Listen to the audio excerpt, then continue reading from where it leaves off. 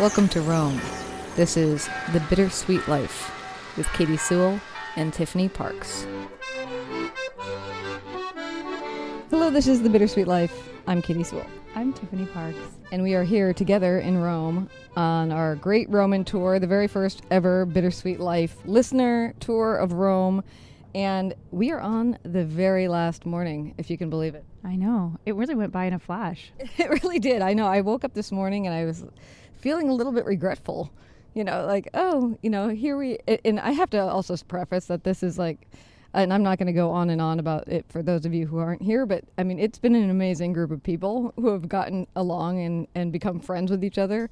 And they've had such a good time with us and it's such a good time without us also together in a group.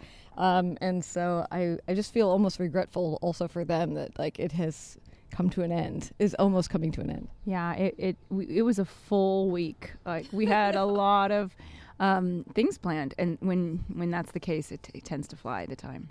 I know. So here we are. We're taking them on the secret tour of Rome this morning, which is exciting. And it's funny though because I was thinking through the places that we're going to take them today, and I don't know about you. I mean, you've been in Rome 19 years. I've been coming back and forth for 10 years. And I was thinking, like, even though I know what we're showing them today and that, you know, it's full of secrets and great things, I was thinking, like, oh, but we should have shown them this thing and that thing and this thing. But I think maybe that's how Rome always is.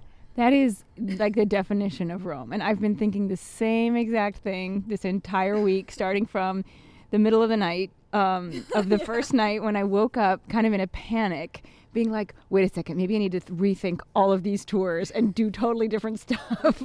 Because it's like, I'm not taking them to the Capitoline Hill, and I'm not taking them to the Jewish ghetto and the Turtle Fountain, and there's so many places. I'm not taking them to Monte. I'm not taking them to the catacombs. Like, oh no, did I make a mistake? I know, and then there's just too much. And then there's like also, of course, our personal favorites, like maybe that are not notable. Like, you know me, I kind of come and I also try to see similar things I want to see every time. And even for me, it feels like the week is coming to a close really fast because they leave on Saturday. I'm leaving on Sunday, so I also don't have any time left. And I'm like, but I haven't been out to the non-Catholic cemetery yet. And it's so far away. How am I going to get out there? And that's like one of my pilgrimages every single time I'm here. And then I think to myself, should we have taken them to the non-Catholic cemetery? You know? No, it's too far off the beaten track. I know. And it makes no practical sense. But you're also like, but it's so beautiful. And I don't know. But here's another question I had for you. Because I've been feeling this way also. Like, so we're with a group of people, many of whom have never seen Rome before. Like, we were actually surprised at how many people came on the tour that had never been here before, and actually kind of surprised and delighted because there's really nothing more fun than showing people Rome who have never seen Rome before.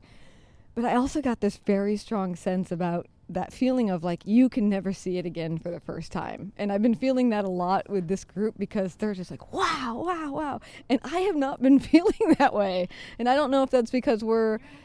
I think it's because you're in work mode, and I'm like constantly being like, Katie, is everyone here? Katie, what time do we have to leave the spot? Katie, do you have the tickets? Katie, pay this, pay that, do this, do that. And so you're in work mode. That's why. You're also kind of taking on the responsibility of kind of, chatting people up when they're bored.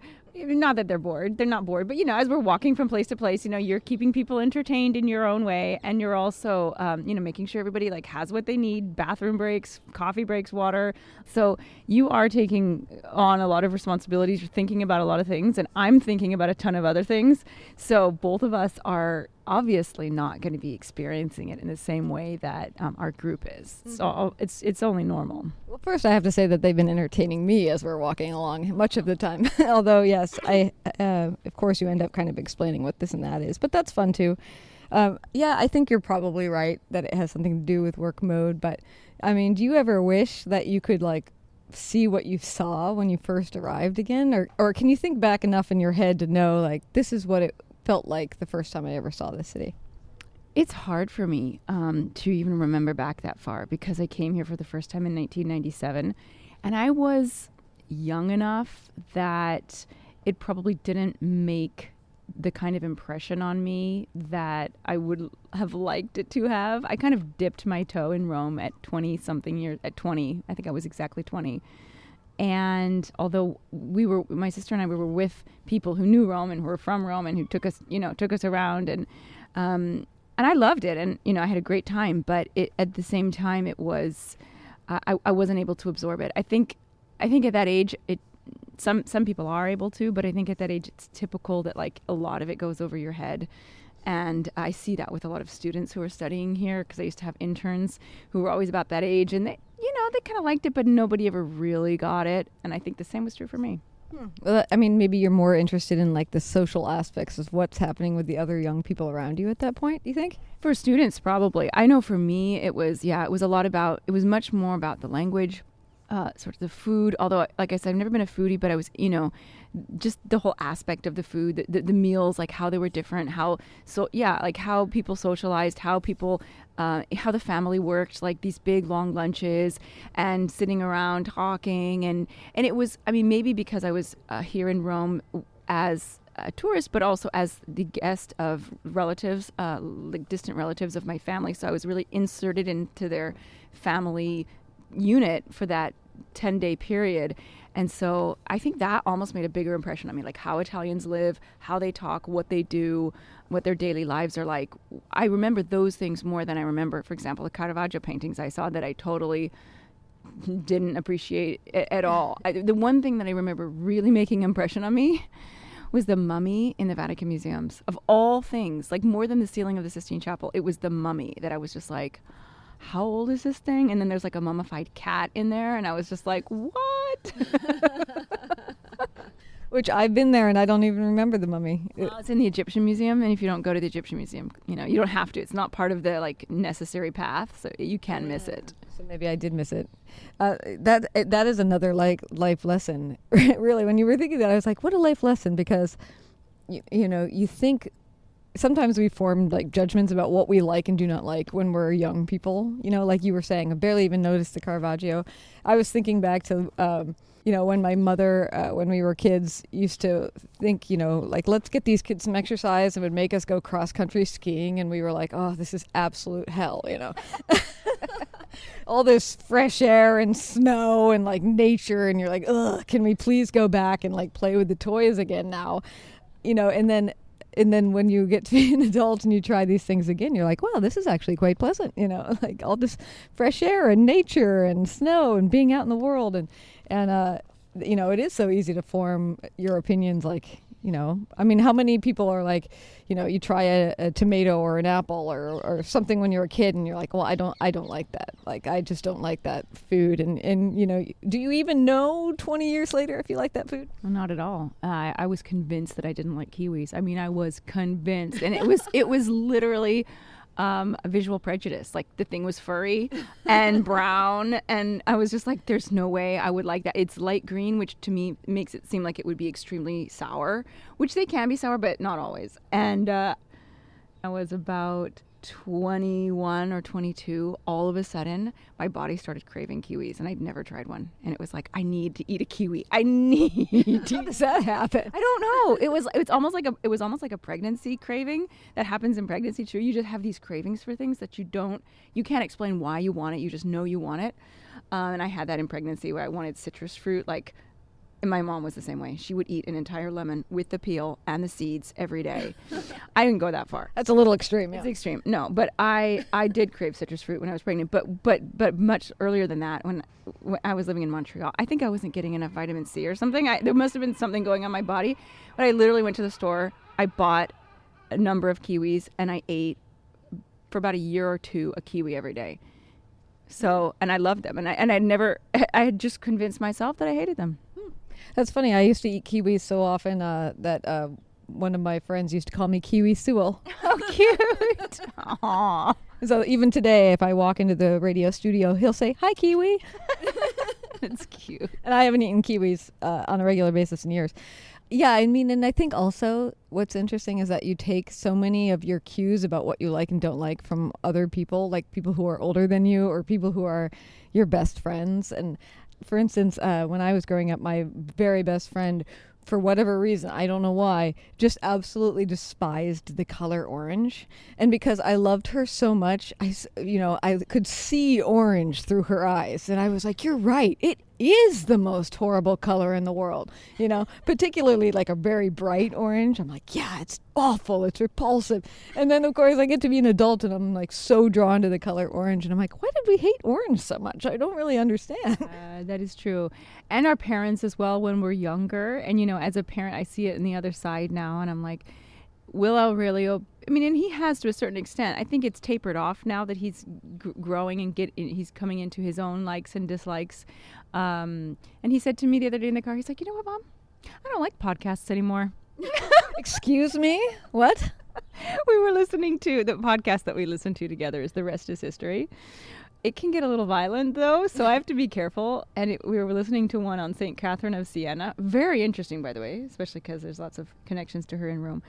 And I think they were talking about like when she was starving herself to death and got to the point that her stomach could no longer digest food, and was forcing herself to throw up by shoving sticks down the back of her throat. Okay. Yeah, well, okay. So little known fact, St. Catherine of Siena was clearly either anemic, bulimic, or both, as in addition to all of her other aspects. But he's like, I don't like this podcast, and I turned it off, and I said, was it just this episode you didn't like, or you don't like this podcast anymore? And he goes, I just don't like podcasts anymore. But aside from that, and I was like, even mine? He didn't answer that. But you know, I like to think that when he was really little, he loved to go to museums and churches, and he would just, you know, wander around sort of treating it like a fairyland or a castle or, you know, some place that he could explore. And, you know, the little tiniest things were fascinating to him. And he's getting past that now, you know, and he's kind of like, this is kind of boring, or, you know, he can get his interest sparked if I have a good enough story to tell about the place. But if we're just looking at art, he's just kind of like, Yeah. I mean, he likes it. We went, his class, they went to a Van Gogh exhibit here in Rome, and they had a guide who was, you know, clearly there for, you know, to explain it to children. And they'd been studying Van Gogh all year. And then we went back together because he wanted to go back with us. And he explained to us some of the stuff that the guide had told him. Mm-hmm. So it's like, oh, it's my little tour guide. Yeah, maybe he'll be leading these Bittersweet Life tours in 10 years. Yeah. We'll just be like, okay, Wednesday is being handled by Aurelio. We're going to get a coffee. See you later. Great idea. I love that.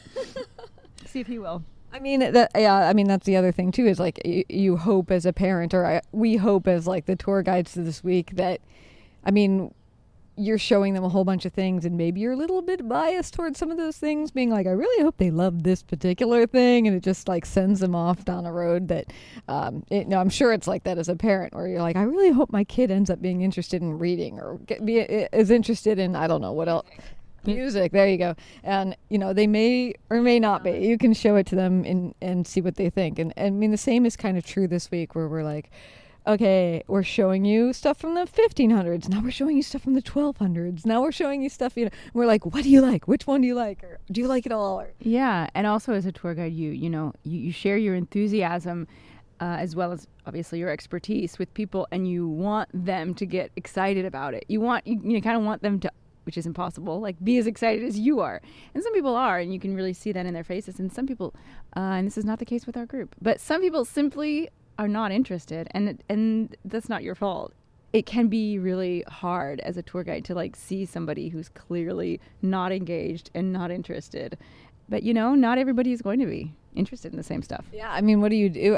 This particular group, at least to me, from, you know, standing amongst them, they seem like they've been very interested every day. Yeah, I feel that. Yeah. What do you do when you see like that? I mean, you know, a person's just sort of like staring to the side and like waiting you out while you talk. Do you just shorten stuff up, or? Well, it really depends on if it's a group tour or a private tour. So this is a group tour, although it's a very small group. And I don't have this issue with our group, but I've had situations where, like, especially like older teenagers are just literally on their phone for my entire tour, and it's extremely distracting. But you just have to just like pretend they're not there and go for the rest of the group, and so that's fine. It's harder when you have I find that people who are on a private tour really want to be there. They have sought me out, you know, it's not like just like, okay, we got to go on a tour. We'll just have the travel agent sign us up for whatever, you know. Mm-hmm. People who come on my tours generally are very I don't do a lot of outreach. So people just kind of come to me. So they want to be there. So I really hardly ever get this. But occasionally I have gotten situations where I have had people, and it's not generally because they're not interested in what I'm talking about. It's almost like maybe they're too interested, or maybe they're really interested in getting really good photos. So I did this one tour for a really, really nice person, but it was just us. It was just me and him, and he was very interested in taking photos. And so I would be literally explaining something, and he would just walk away to get a photo. And not like terribly far away, but just like he would just, without sort of like letting me finish my sentence, he'd just go over there to get a photo. And like, for example, when you're standing in front of the paintings of Caravaggio in San Luigi dei Francesi, I always have like an order that I talk about them. And you got to kind of go to the right when you're talking about one and go over to the left. And he was just like taking pictures of other ones when I was talking about one. And I'm just like, are you following? Like, should I keep going, or should I just be quiet while you take pictures? Yeah. So that was kind of awkward. But generally, I don't have that problem too much. Okay, I have another question that just occurred to me. So every now and then when we're on a tour this week, and I'm sure this happens to you all the time, you'll all of a sudden notice that there's another couple that's sidled in, or when we were doing the Caravaggio tour, there was a young man who was riveted to what you were saying and stayed with us for 10 to 15 minutes, and just, stayed as a part of the group for a while. And then we wandered off and left him behind. But how do you feel about those people? If I'm standing at a work of art, whether it's in a museum or a church or, even on a street corner, and somebody happens to be there and happens to hear what I'm saying and stop and listen, I don't mind. If someone starts to follow the group, then I'll tell them not to. But if they're there, I can't stop them from standing there. And it never happens when I'm with a private group. I mean, it might happen at a church chapel. That's but not on the side of the road. They're not going to stop. But because sometimes there's other people already standing there before you even get there, and they're like, "Oh, that's interesting." And I've certainly done it in museums. Like, "Oh, what are they saying? Oh, that's fascinating." But I don't follow the group around. I have back when I did Vatican tours, and I had a big group. I did get people trying to follow significantly, like 2 to 3 to 4 to 5 stops, and I had to tell them more than once that they needed to go. And that everyone else had paid, and that unless, and I'd be like, okay, this is what the tour costs. If you'd like to pay me right now, you can. Otherwise, you need to go.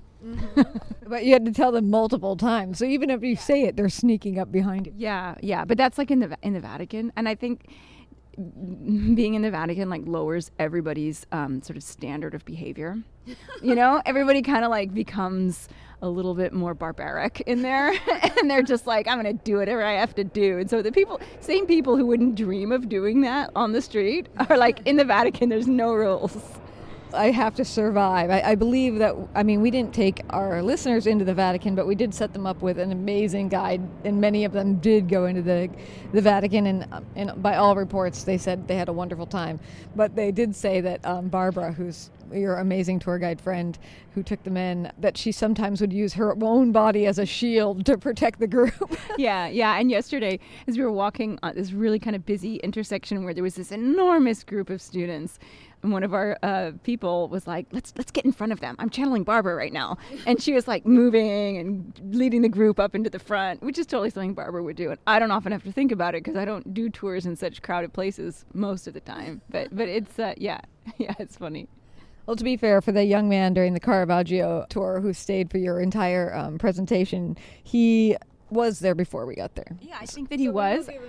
We'll give him a pass. I don't mind. And hey, maybe I just sparked the love of Caravaggio in someone. Yeah, and I do have some pictures of him if you want to remember him, because he was in the middle of the group. He was all of a sudden this very center of our group. He was also quite good looking, or was that my imagination? It was. I'll show you the pictures. Oh, all right. Well, so as this comes to a close, we're going to ask people for their opinions and what they thought. But so far, I've been so impressed by what they've learned and what they've shared and by how much they love this hotel. And, you really can't, you plan something, you don't know how it's going to go. And then to have it go so well, I don't think it's going to fully process for me because, we're still busy and we have, a dinner tonight and a photo shoot, and then we have to say goodbye to everybody. And so there's all this stuff that's coming up that's going to be emotional and busy. So I don't think it'll be until a couple weeks later, but I think I will feel wow, how cool.